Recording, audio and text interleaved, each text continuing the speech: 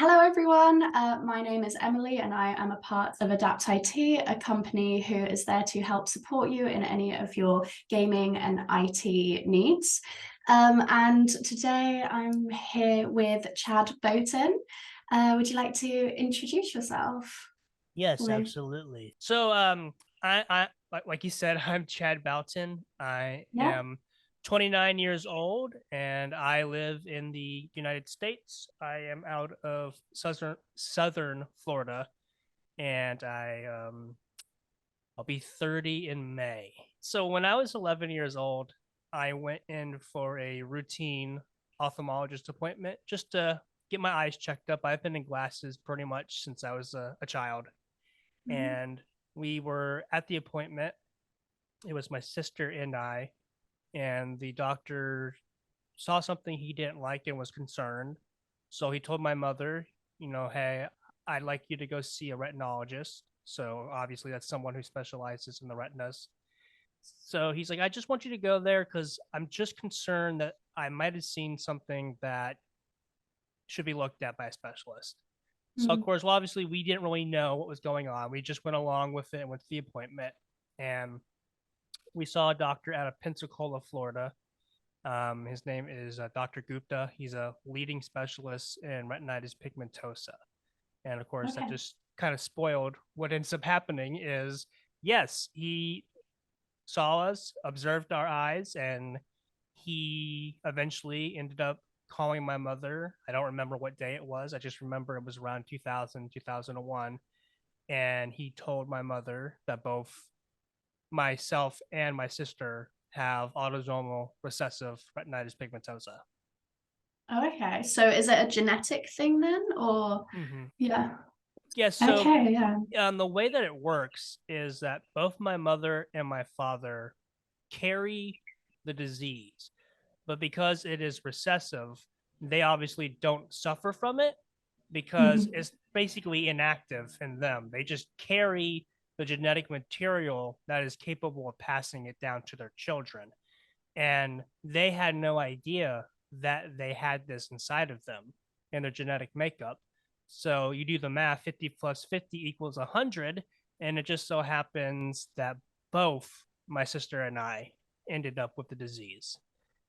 We've done genetic mapping, we've done testing at the state of Iowa, and they're unable to find anywhere in the family tree except for my mother and my father of where the disease started, like where the mutation within the genetic makeup occurred. So it's just one of those anomalies where it just so happens that two people with this inherited retinal disease find each other. It's all recessive, and then both their kids have it. How has this affected you throughout your life then? Have you, well, obviously you've started to learn how to live with it. Is it getting worse as you get older, would you say? Yeah. Yeah. So obviously, when I was first diagnosed with it, I was only 11 years old. My sister was 10. We're 14 months apart, and at that point, you're just very kind of uh, numb to the world. I guess is a good way to Mm, put it because you're like, oh, I have RP. All right, I'm gonna go play video games. I'm just gonna go, to my friends and play some basketball. See you later, yeah. doctor.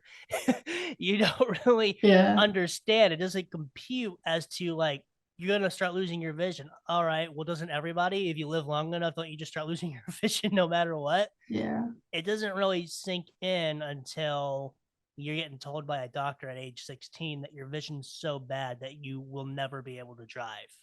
Was it at 16 when you got told that you couldn't drive that you first realized this, what was happening? Yeah, it just started getting worse and worse.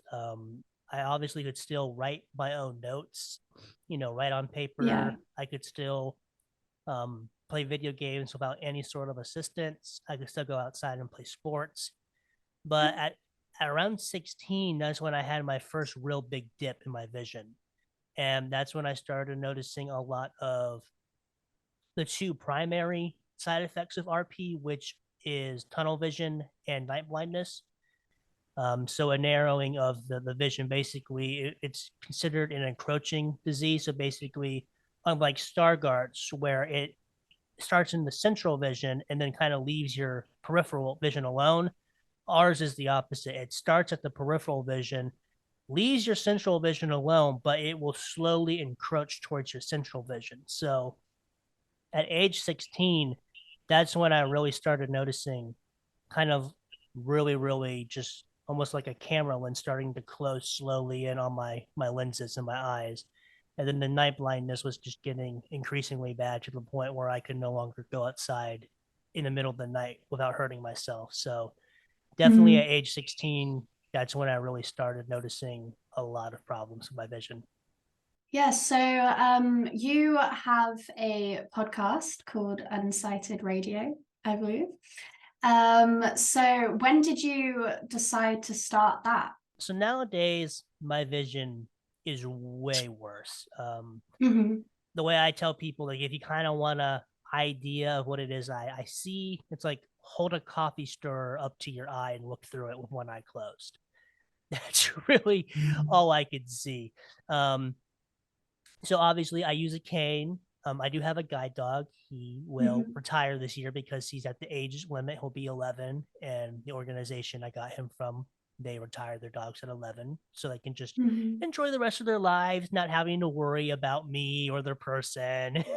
Always making sure Yeah. that we're okay. Like give them a couple of years to themselves. Yeah. um, but yeah, I use a lot of navigational assistance. I use a lot of assistive technology. Um, so obviously it's really bad. And I was working for a company here in South Florida. Out of Palmetto, Florida, there's an organization called Southeastern Guide Dogs, Hmm. and they give guide dogs to people who are visually impaired. You don't have to be completely blind to get a guide dog. As long as you are 2200, then you can receive a guide dog from the organization. And they also do Okay. service dogs for veterans that have served in the US military. I received my guide dog. Of course, obviously, I just mentioned him. He's still with me, but I got him back in 2014 when I was still in college. Fast forward about 3 years later, 2017, I graduate college, try to find work as a teacher, but just encountered too much discrimination. And long story short, I ended up working for Southeastern Guide Dogs from 2018 to 2021 as a philanthropist. I raised money for the organization so that they can continue to offer their services free to the public and those who qualified to receive their services. And it was a Hmm. great job. I would still be there raising money if not for the pandemic that just completely shut down the world. And that's Yeah. kind of where the podcast comes in because around that time, here I am. I just lost a job that I've been holding down for an extended amount of time. I was really doing good with it. I was exceeding and excelling, and I was feeling, just high on life. And then it's like, okay, let's cut you down. You're used to that. So buck Hmm. up and try and figure this stuff out again. When I was trying to find work, again, I just kept finding barriers. Just something was keeping me from getting a job. And Hmm. I tried reaching out to the Division of Blind Services and their, state funded organizations that help people with vision loss, whether it's with daily life or further their education or employment. And sadly, they just didn't really help me. And it is sad to say, but I do feel in many ways they failed me. They didn't help me when I really needed to get my life back on track. And I was just sitting at my house, just worried that I was going to have to move back home to my hometown and live with my parents. And that really terrified me because, here I am, like 3, 4 years having lived on my own, held down a steady job, paid for my own rent, eventually buying my own house, just really living this amazing, independent, and confident life. And it terrified me that I might have to give that up because I couldn't get the help that I needed.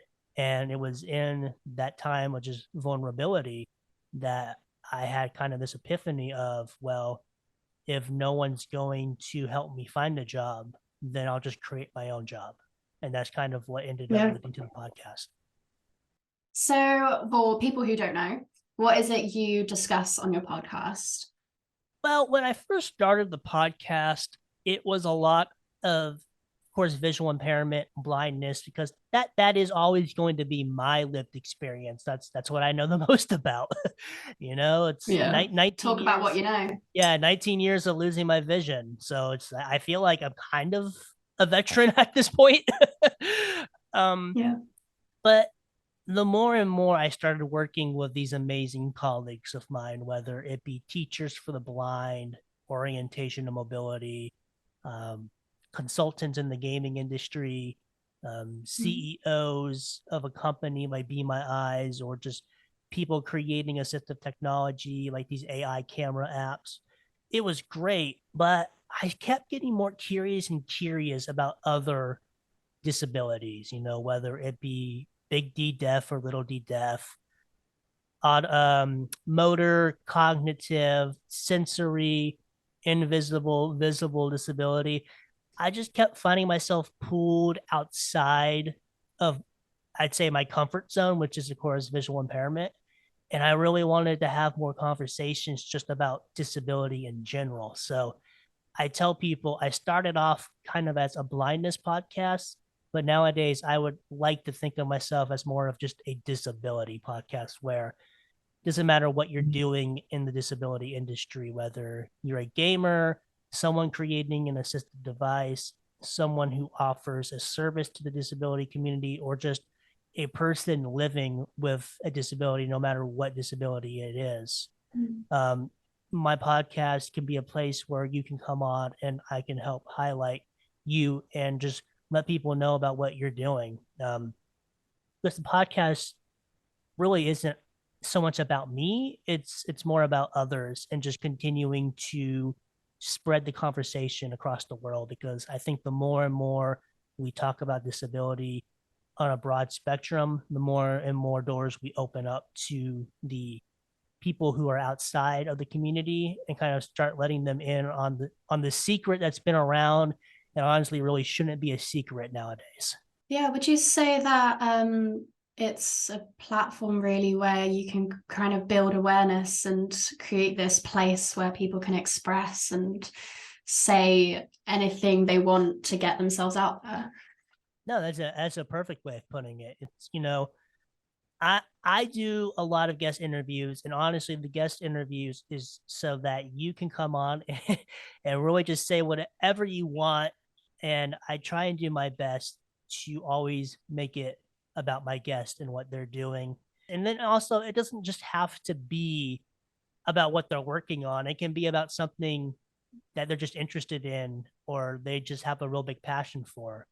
Obviously, we can talk about the bigger picture and what you're working on, but I would also love for people to come on and be like, hey, do you mind if I talk about this concert I just went to, or this new type of like diet that I'm doing, and I think it's helping me and might help others. It's just like, it's a podcast, so we can go wherever you want to go, and we'll eventually get back to the bigger picture, but let's have fun with this conversation. Yeah, I mean, it's a form of entertainment at the end of the day as well. And like, especially during COVID times when you started the podcast, people would have needed that almost escapism and the ability to just kind of shut off and listen and learn and find different ways to get through. And would you say you've kind of created that community for people? I would like to think that I have. And if not, then I'm continuing